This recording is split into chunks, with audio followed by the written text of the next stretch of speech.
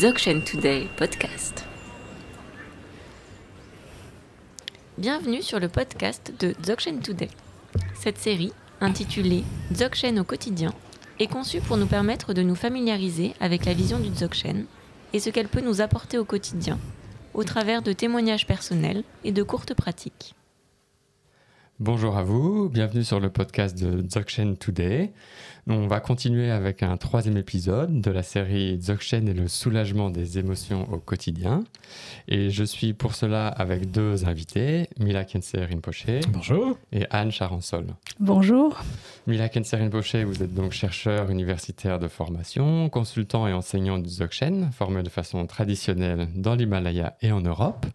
Et vous êtes, comme on dit, détenteur de lignée, c'est-à-dire ce sont les hommes et les femmes qui sont responsables du maintien vivant de la transmission des enseignements du Dzogchen ou de la grande perfection. Bienvenue parmi nous. C'est bien ça, et on essaie en tous les cas de la maintenir, effectivement. Merci. Et Anne Charansol, vous êtes donc médecin pneumologue et psychothérapeute, et vous étudiez et pratiquez les enseignements Dzogchen depuis plus de 10 ans. Bonjour. Donc, nous allons continuer ce 5e épisode avec une nouvelle famille d'émotions. Cette fois-ci, nous allons parler de l'anxiété et du stress. Essayer d'approfondir un petit peu la vue de Dzogchen sur cette famille d'émotions. Parce que beaucoup d'entre nous, me semble-t-il, souffrons de stress et d'anxiété, que ce soit lié à notre travail, à la vie familiale, à l'état général du monde dans lequel nous nous trouvons. Et donc pour commencer, Anne Charansol, pourriez-vous, en partant à la fois de votre expérience et de votre pratique professionnelle, nous éclairer sur ce groupe d'émotions que sont le stress et l'anxiété, nous dire un peu ce que c'est, comment ça se manifeste et quel impact ceci peut avoir sur notre vie quotidienne? Alors peut-être, pour être très concrète, je vais démarrer d'une expérience personnelle, récente. C'est lorsque vous m'appelez pour me demander de rejoindre l'équipe pour cet enregistrement. J'écoute les explications sur le projet et en même temps, je sélectionne des fragments d'informations. Un dialogue avec Mila Khyentse, assez court, une version en anglais, enregistrement en direct, et d'un seul coup, je ressens une tension dans la poitrine qui irradie vers la gorge, les épaules, le dos. Et immédiatement, des pensées jaillissent. Oh là là, c'est court, comment résumer? En anglais, je ne parle jamais l'anglais. Et en plus, j'ai jamais fait ça. Comment je vais pouvoir être à hauteur des attentes? Et ainsi de suite, et ainsi de suite. Ça, c'est une courte séquence typique de stress. Avec une première étape qui est la sélection d'informations qui vont permettre de déterminer l'expérience comme étant difficile ou dangereuse ou désagréable. Une deuxième étape, le ressenti dans le corps. Et une troisième étape, les pensées qui mêlent présent, passé, futur et qui tournent autour de 2 sujets principaux. Comment la situation est ou va être épouvantable et comment s'en sortir. Voilà. Ça se passe plutôt bien pour le moment. Et pour l'instant, c'est inqualifiable parce que nous n'avons pas encore compris le processus. Voilà. Et donc, lier ces 3-là ça va amener à l'expérience du stress et la maintenir, en fait. Donc c'est la perception, vous dites, la sélection des informations, l'aspect des sensations, et puis ce qu'on raconte à propos des sensations, c'est ça? Tout à fait. Et les 3 sont mêlés et forment quelque chose qu'on appelle stress ou l'émotion stress. Tout à fait. Ce qui veut dire donc, dans cette perspective, qu'il n'y a pas qu'un seul facteur. Parce qu'on parle toujours de stress, donc c'est le stress, mais dans ce que vous dites, c'est plutôt plusieurs choses en même temps. Tout à fait. C'est plusieurs choses en même temps, dans l'instant présent, qui se produisent, alors même que nous ne le percevons pas comme tel. Oui. Et habituellement, nous ne le percevons pas. Pour quelle raison? C'est trop complexe, ça va trop vite. Premièrement, ça va vite. Deuxièmement, nous n'avons pas la qualité de présence et la discrimination qui permettent de déceler toutes les composantes de l'expérience. Et donc, nous sommes attirés dans l'expérience à notre corps défendant. Et on va voir un petit peu plus loin comment on réagit à l'expérience qui est désagréable, notamment du ressenti physique, qui est la partie délicate pour nous.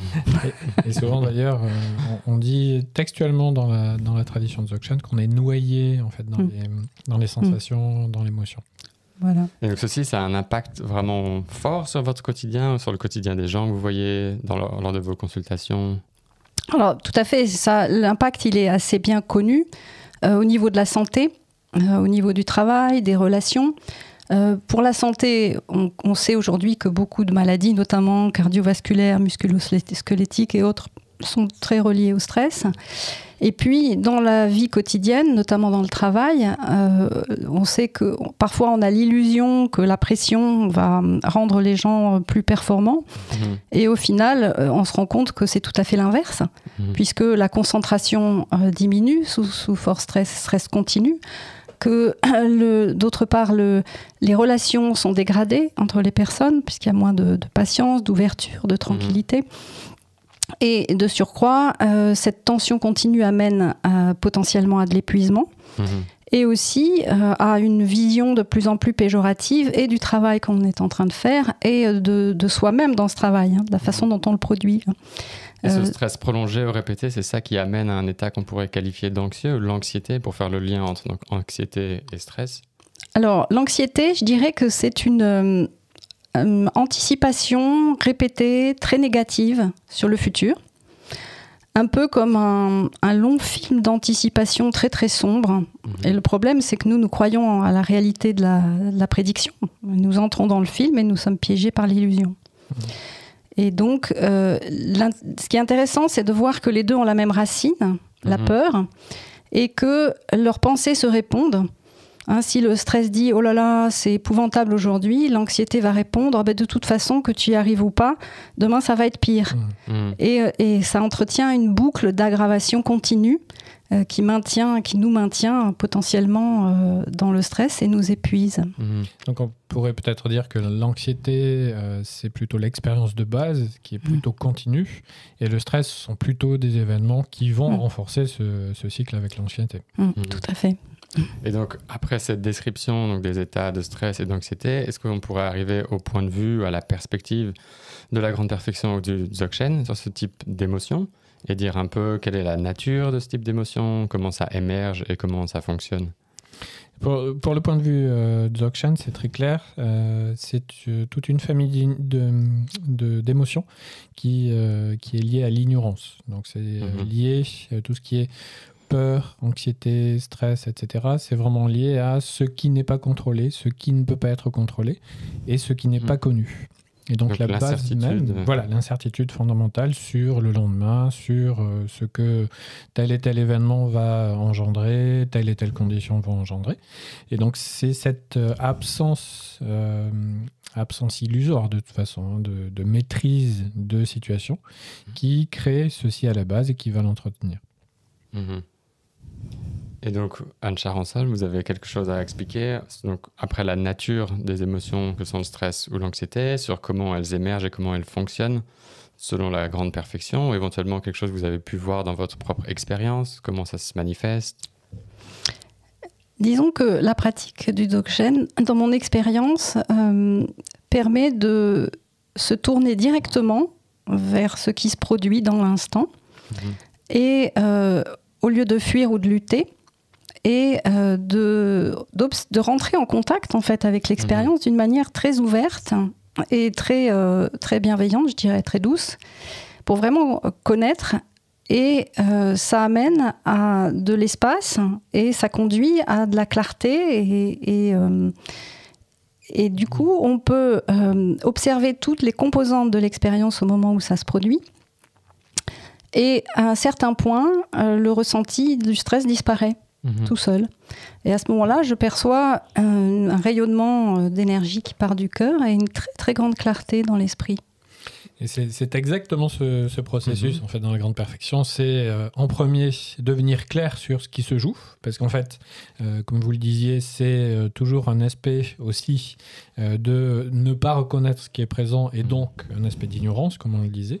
Donc en premier, dans la boucle, c'est effectivement de rendre clair les choses qui émergent.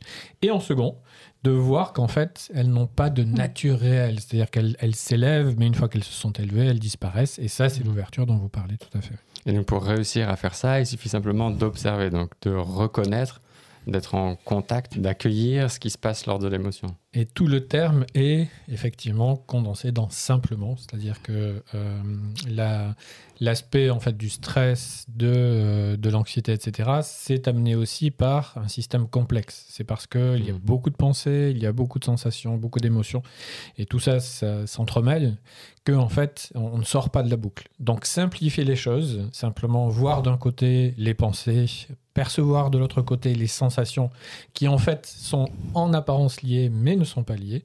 C'est ça le premier but en fait de la pratique dans le Dzogchen. Oui. Et ça se fait donc avec Ça se fait très bien. avec des techniques particulières. Tout à fait. Quand on dit simplement observer directement ou simplement, est-ce que je dois faire quelque chose de particulier pour ça en fait? Ça m'arrive lors de l'exemple qui a été donné par exemple tout à l'heure. Qu'est-ce qu'on fait en fait? Rien dans le Dzogchen. On fait rien, mais il faut savoir le faire. C'est toute la question. Un mystère. Donc ça, cet aspect-là d'apprentissage à regarder ce qui se passe, c'est toute une famille en fait de pratiques qui existe également dans le monde bouddhiste par exemple et dans le monde indien, dans le monde hindou aussi. C'est toutes les pratiques liées à ce que l'on appelle l'apaisement. Donc shamatha en sanskrit, shine en tibétain. Donc apaisement, ça veut dire tout déposer, tout ce qui se passe dans l'esprit se dépose dans son fond, en quelque sorte, ce qui nous permet de pouvoir percevoir directement tout ce qui s'élève de manière extrêmement claire. Donc la première des choses, c'est d'apprendre à se poser. Alors, il y a se poser, bien entendu, sur une chaise, sur un coussin, par terre, mais il y a aussi se poser dans son esprit. Et c'est là où est tout l'enjeu en fait, de la pratique dans le Dzogchen, comme dans d'autres pratiques méditatives, c'est d'arriver à se poser dans tout ce qui s'élève sans être pris dans ce qui s'élève. Donc la meilleure façon de faire ça, c'est de partir de l'émotion. Partir de l'émotion, ça veut dire si par exemple j'ai un coup de stress, j'ai une anxiété, une bouffée d'anxiété qui monte. Comme lorsque Dzogchen Today vous appelle pour un podcast. Par exemple. Voilà. Ça, je pense que c'est l'exemple le plus fondamental à l'heure actuelle, celui qui a le plus d'impact. Donc, par exemple, lorsque ça se passe, eh bien, je peux me déposer dans la sensation que ça a créée. Alors, se déposer au début dans les pensées, c'est difficile parce qu'elles se succèdent les unes les autres et de manière assez effrénée, ça va très très vite, donc c'est très difficile de se poser. On les reconnaît même pas forcément. On ne les reconnaît pas, tout à fait. Donc le plus simple, c'est de se poser sur la sensation, c'est-à-dire d'isoler la sensation et directement de reposer dedans. Alors au début, c'est pas facile lorsqu'on le fait dans le quotidien. Donc il faut apprendre à le faire en se posant dans des conditions qui sont des conditions calmes, en retrait par rapport au bruit de l'extérieur, à la vie de famille, etc. Là, vous parlez de ce qu'on appelle habituellement la méditation. Alors la méditation assise, puisque encore une fois dans le Dzogchen, il y a plusieurs types de méditation et il y a la méditation dans l'activité que l'on fait, qui est l'extension de la méditation assise, mais effectivement, ça commence par la méditation assise. Donc on s'assoit dans un coin, quelque part, au calme. Et une fois qu'on est assis, eh bien, on va commencer à pouvoir se concentrer sur les sensations qui sont présentes. Donc, je pose mon regard, je le fixe sur un point pour éviter justement de continuer à suivre les pensées, à suivre les émotions qui jaillissent, etc. Et une fois que je suis concentré vraiment sur un point, donc mon regard fixe un point vers le sol, une fois que je suis concentré de cette manière-là, je vais essayer d'isoler, de faire la différence en étant concentré entre ce qui est de l'ordre de la sensation, donc ce que vous disiez Anne tout à l'heure sur le fait de je le sens dans mon corps, et les pensées. C'est-à-dire les aspects mentaux discursifs de « Ah oui, effectivement, c'est ceci », le commentaire. J'ai chaud, ça serre. J'ai chaud, j'ai froid, etc. Ça rayonne. Tout à fait. Et donc, une fois que je suis sur les sensations, je vais essayer d'y demeurer, je vais essayer d'y rester. On a toujours la tendance de soit les fuir, soit les combattre. Donc ça, c'est le fameux effet, le fight or flight. C'est toujours cet aspect, en fait, qui va réagir par rapport à des émotions que l'on n'arrive pas à contrôler ou à maîtriser. Donc on va essayer soit de les combattre, soit de trouver une solution annexe pour les détourner. Et puis ça peut être plein de choses, un bon film, etc. Et un bon café aussi, ça marche. Et puis, le fait de rester concentré en fait sur ces sensations-là, les sensations corporelles, il y a un truc qui se passe qui est assez intéressant à observer, ce dont vous parliez tout à l'heure aussi, Anne, c'est qu'elle commence à disparaître. Et disparaissant, elle révèle en fait un état qui est très différent, c'est-à-dire un état d'ouverture, un état de clarté. Donc je reprends encore vos termes de tout à l'heure. Et tout le but du jeu en fait va être de rester là un petit moment. On n'a pas besoin d'y rester des heures parce que de toute façon c'est pas le but. Même si à ce stade-là, nous on va l'assimiler comme étant quelque chose d'extraordinaire qui fait énormément de bien, etc. Donc le danger, c'est de s'accoutumer comme une drogue. Hein, c'est exactement le même principe. Ça fait du bien. Voilà, ça fait du l'émotion bien. disparaît. Je veux y rester, etc. Et puis de se mettre à pratiquer en espérant ça.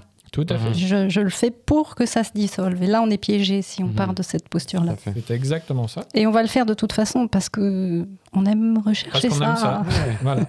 Mais on sait aussi que c'est illusoire parce que lorsqu'on se pose sur la sensation, que la sensation d'anxiété disparaît, ça ne dure pas longtemps. C'est-à-dire que cet état où elle a disparu, cet état de, entre guillemets, bien-être, de détente, de paisibilité, etc., eh bien, est coupé par le prochain jaillissement d'une autre sensation et par le jaillissement des pensées.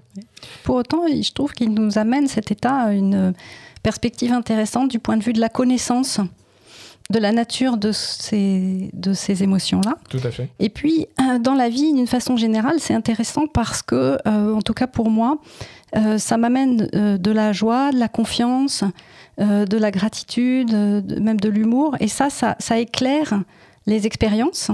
Et donc, ça amène à une perception différente de ce qui se passe. Et ça doit faire du bien aux autres. Voilà. Et ça fait du bien aux autres. Si et vous souriez... c'est mieux. Surtout pendant le podcast. Surtout. Ça détend tout le monde. On entend les sourires, n'est-ce pas? Exactement. Donc pas essayer de faire quelque chose, mais d'observer, si je synthétise vraiment, quoi. On ne cherche pas à transformer, on observe ce qui se passe. Tout à fait. C'est l'observation directe et le fait de le laisser tel quel, le fait de le laisser jaillir, qui va amener à cet état d'ouverture. Et pas l'inverse. C'est-à-dire, plus je vais faire, plus ça va, au contraire, continuer à développer cet aspect de sensation négative ou désagréable pour soi. Et donc cet aspect-là d'ouverture qui apparaît ou de clarté dont vous parlez, c'est ça qu'on pourrait appeler peut-être la nature, donc des éléments qui constituent l'émotion? C'est le début, c'est-à-dire qu'effectivement on commence à voir que ce que l'on jugeait comme étant anxiété, c'était en fait une pensée, une nominalisation, un fait de déterminer par la pensée ce qu'est la sensation. Donc on en avait d'ailleurs déjà parlé, je crois, dans d'autres podcasts auparavant. Donc ça, c'est le processus aussi très habituel où il va y avoir la détermination par la pensée sur quelque chose qui n'est pas la pensée, mais une sensation. Et donc, la première des choses que l'on peut observer en commençant à pratiquer la méditation d'apaisement, c'est que les deux ne sont pas liés, en fait. Et, on les lie de manière obligatoire. Depuis, et c'est dû à notre éducation, entre autres, mais on s'aperçoit, en fait, quand il se dépose dans notre esprit, quand on est posé, on s'aperçoit qu'en fait, c'est très différent.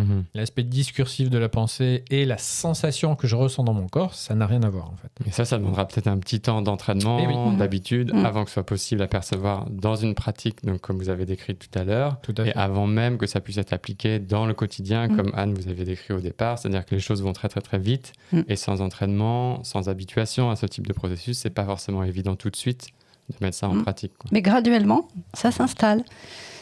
Graduellement, je ressens un peu plus de présence. Évidemment, ça dépend de l'intensité et des types d'expériences, mais graduellement, la présence fait que, au moment où ça jaillit, à ce moment-là, je peux en avoir conscience plus rapidement et revenir à l'attitude de la pratique au moment de l'expérience.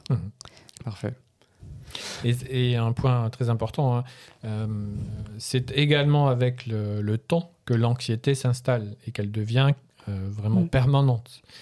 Et c'est la même chose pour justement la méditation.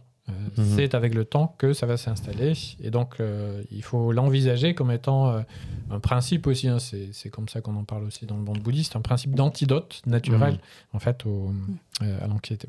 Donc un petit conseil peut-être pour terminer. Donc ce type de pratique, on le fait tous les jours, on le fait longtemps, on le fait... Si c'est possible, 5 minutes par jour. On a déjà dit que c'était pas la peine d'y passer des heures parce que de toute façon, ça ne sert à rien. C'est forcé en fait pour faire rentrer quelque chose qui ne peut pas rentrer. Donc ici, 5 minutes le matin, simplement en s'asseyant exactement ce qu'on a décrit tout à l'heure. On s'assoit au calme dans un coin. Et puis la première des choses que l'on va essayer de faire, ça va être d'essayer clairement d'identifier ce qui est de l'ordre de la pensée, de ce qui est de l'ordre de l'émotion et de ce qui est de l'ordre de la sensation au niveau du corps. Une fois qu'on a identifié ça, donc une fois qu'on a identifié la sensation du corps, on va se concentrer dessus, on va simplement rester dessus et oublier les deux autres. Et se concentrant sur la sensation du corps, on va au fur et à mesure, juste en 5 minutes, hein, c'est très rapide, on va assister à la disparition de la sensation, c'est-à-dire qu'elle n'est plus le centre en fait de notre expérience, et le fait que elle ne soit plus le centre de notre expérience, notre regard s'ouvre à autre chose, à quelque chose de beaucoup plus vaste, de beaucoup plus profond et beaucoup plus lointain, et surtout de beaucoup plus authentique. On se sent beaucoup plus vivant en fait dans cette expérience-là, et ça va s'arrêter. Comme on a dit tout à l'heure, c'est normal, même en 5 minutes, ça s'arrête et on reprend simplement naturellement le processus, on se reconcentre sur une sensation, etc. Et juste 5 minutes par jour, ça suffit. Parfait. Un très grand merci pour ce conseil de pratique. Anne Charançol, merci beaucoup pour votre présence et pour l'éclairage que vous nous avez donné sur l'anxiété et le stress. Merci aux auditeurs et aux auditrices. N'hésitez pas à mettre en pratique cet exercice, à revenir vers nous avec des retours en faisant des feedbacks. Et on vous retrouve pour un prochain épisode de la série Dzogchen au quotidien. Merci à vous. Merci beaucoup. Merci beaucoup.